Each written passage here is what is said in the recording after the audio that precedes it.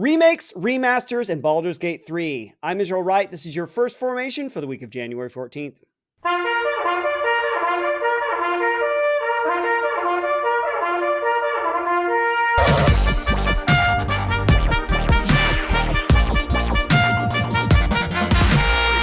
First up, The Last of Us 2 Remastered comes out Friday, January 19th. I don't know what happened.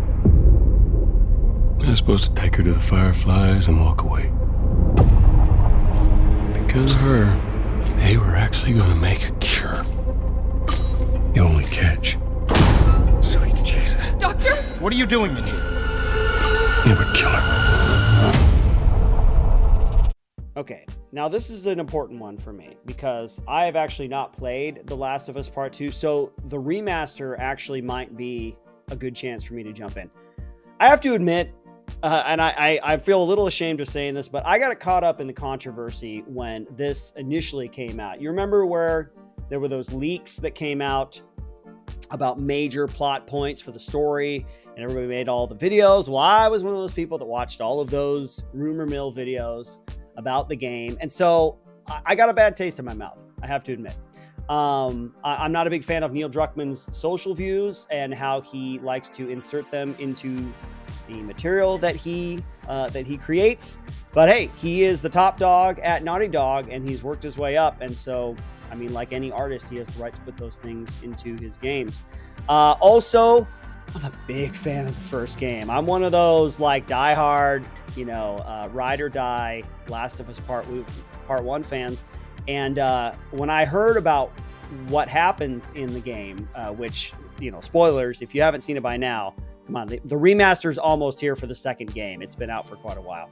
But when I heard what happens to Joel and the story where they take it with Ellie and all that kind of revenge revenge porn with Abby and Ellie going back and forth, man, I actually didn't really care to play it. And I still haven't played it. Also, in my life right now, you gotta watch what you consume, folks, because I've got a lot of mental and emotional stuff that I'm dealing with, just life stuff, and at this stage in my life, this is not the most uplifting game to be playing. So I still haven't picked it up, but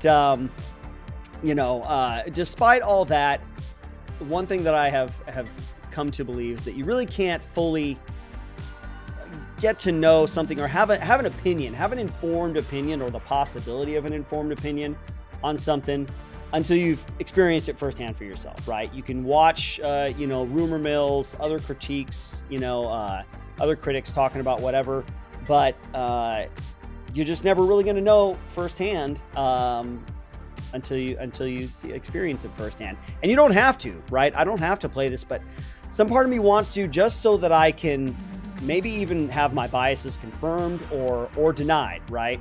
I don't want to just live with this kind of partial bias in my head, like Last of Us 2, that sucks. Well, how do you know? You never played it. It's kind of like, that's a fair point. It's a fair point. So let me know in the comments what you think. Last of Us 2 Remaster's coming out.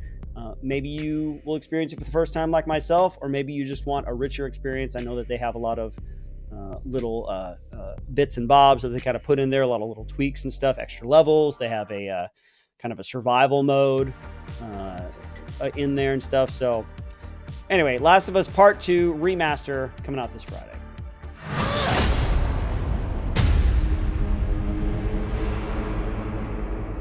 Up next, I want to talk about the Halo Season 2 trailer that just came out technically last week, but we're going to talk about it right now. People of Reach.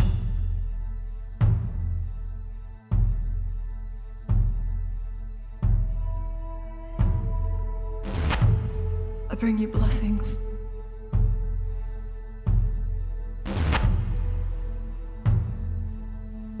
Know that I am the instrument of your extinction.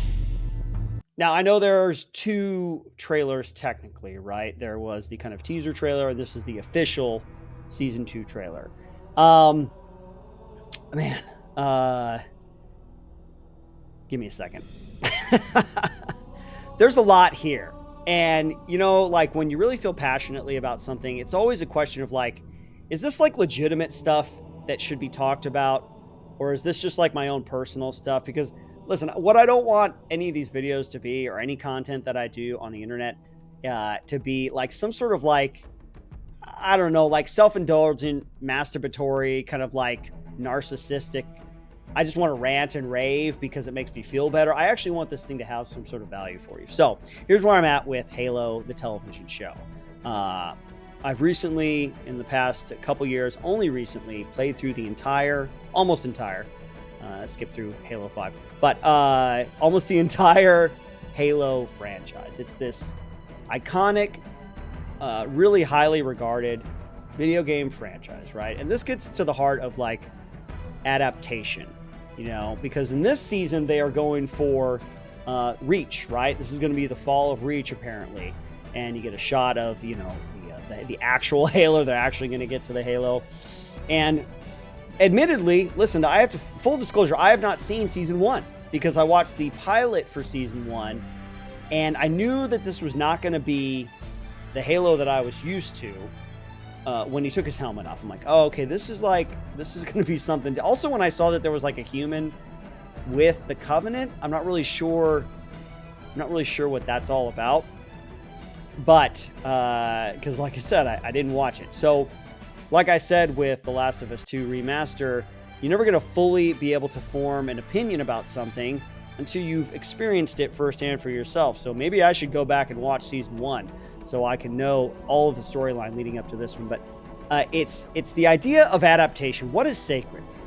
When you tell a story, when you write a book, when you make a movie, you have this intellectual property. What morally, because legally they can do whatever they want, right? George Lucas had the right to bring out the special edition for Star Wars. It's his stuff, but morally speaking, on a societal and cultural level, what is permissible when it comes to adaptation? Because it's the big thing. We know adaptation. We got Rings of Power, we got the Halo series, we got even things like the Super Mario Brothers movie. The adaptation is like the thing, whether it's from a book to a movie or a video game to whatever, books, all that kind of stuff. It's the silver timeline. I love this whole silver timeline, right? It's like, well, it's an alternate timeline. So I feel like that's kind of a cop-out. That's just an excuse. So we're going to take anything we want to from the original source material. We're going to take the look. We're going to take names. We're going to take major events. And it's like, well, we're just going to like put them over in this timeline and say, well, that's separate from the games. But you're still taken from the games. You're still taken from the source material, I guess maybe they were talking about maybe adapting from the book a little bit, but this is why I think it matters. Okay, this is why it matters to me. Okay, because we have to ask ourselves in culture, what is worth holding on to in a culture? I heard a saying once: the most powerful person in a culture is the storyteller. And I think that there's real validity to that. The stories that we tell ourselves,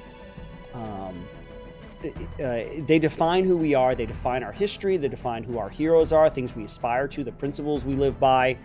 They define our identities individually and culturally, and they can help us move into the future, right? And so, you might say, well, it's just a video game. It's not really. It's a part of a broader conversation, I guess, and I'm just using this as an excuse because I have a YouTube channel now.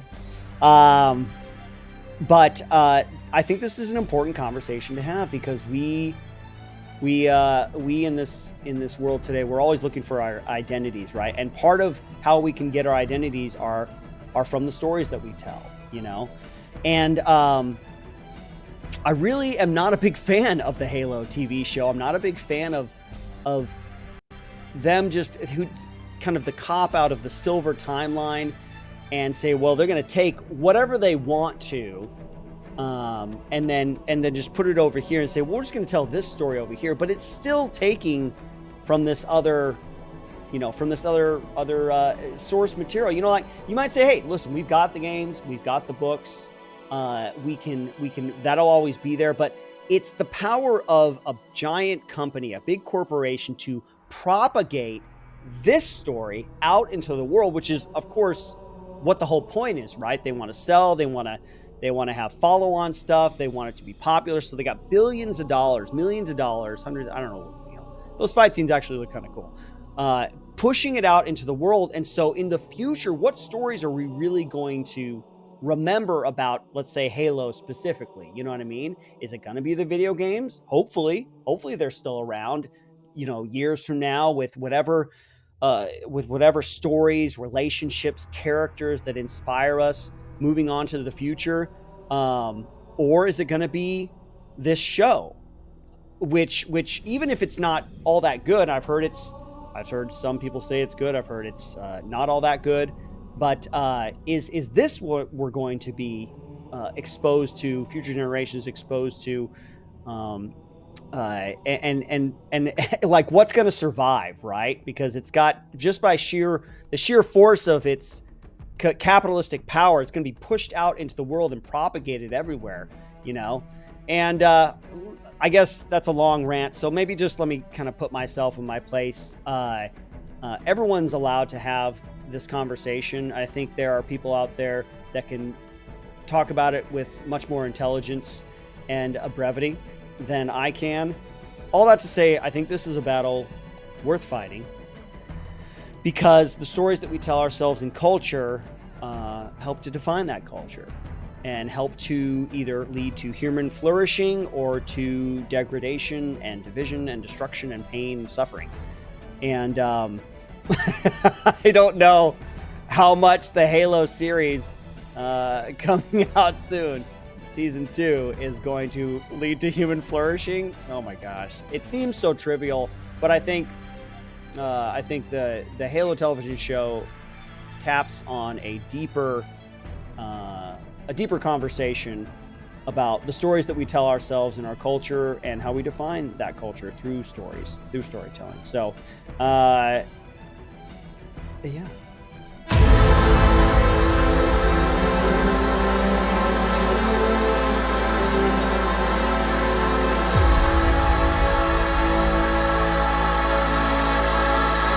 And now it's time for my favorite segment, a new segment I like to call Izzy is Obsessed with Boulders Gate. And since he has a YouTube show now, he's going to use it as an excuse to talk about it.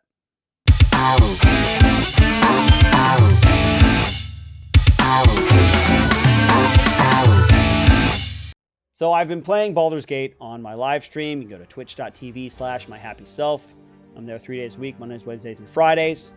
But for our main game, Mondays and Wednesdays, I've recently gotten into Boulders Gate 3. I kind of missed the initial wave of popularity for this game, but it was so popular and so well loved by everybody that that I had to try it out. I had to look into it and see why it was so popular. And I've always been a big fan of Dungeons and Dragons. I've been a player from way back when, and kind of let it go more recently in my life, but this game's amazing, man. It's so much fun, and it hits all the sweet spots for me in terms of fantasy setting and great storytelling, great characters, all the branching paths that you can take that change the story. I'm definitely going to be playing this game again. It has high replayability value, which I know is a big deal for a lot of people, especially when, they're not dropping the price for the game anytime soon. It was like $60 to pick this thing up, but it was worth every penny. And I had this great victory the other night. We were in the Underdark, the Underdark, and we went up against a Spectator, which I didn't even know that was a thing. So we know about the Beholders, but the Spectator is kind of a cousin to that, big floating eye with other eyes and tentacles coming out.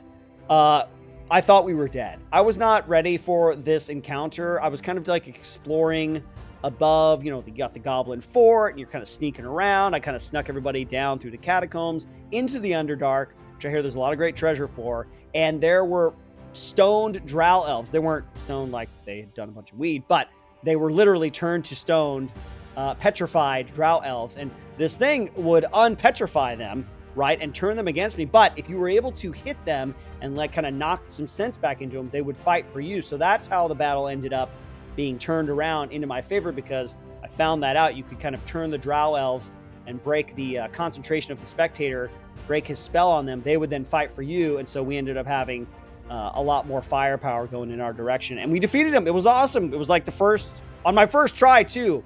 I'm going to try not to save scum as much. That's where you save it right before an encounter. And if the encounter doesn't go the way you want it to, you can just reload it before the encounter. And again, I think I'm going to get it. I'm going to commit. Listen, I'm going to commit to you right now.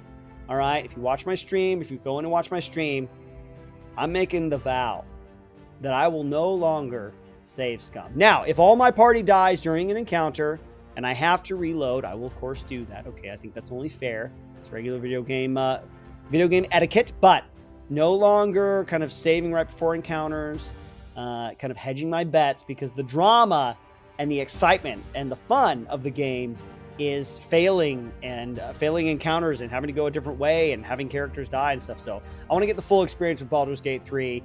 You can check that out. Come on by my stream sometime. Twitch.tv/myhappyself. Okay, what are we doing here, folks? Let's do this. Come on. Does that do anything? Come on, hit him. Yeah, we did it! We did it! We legit did it! I didn't have to save. I didn't have to. Oh God! It's just exploding. Everybody just calm down. Calm down. Everything's okay. That's it for the first formation for this week, folks. Be sure to check out Cameron's debrief coming up every Friday. Let me know what you're excited for. Leave a comment, subscribe, like the channel, tell your friends about it. And I'm going to leave you with this final clip of a Japanese game show where you have to pour water on some detonation cord that is lit and coming quickly towards dynamite strapped to your back, and you have to pour it out before it explodes. Those Japanese, those crazy, crazy Japanese.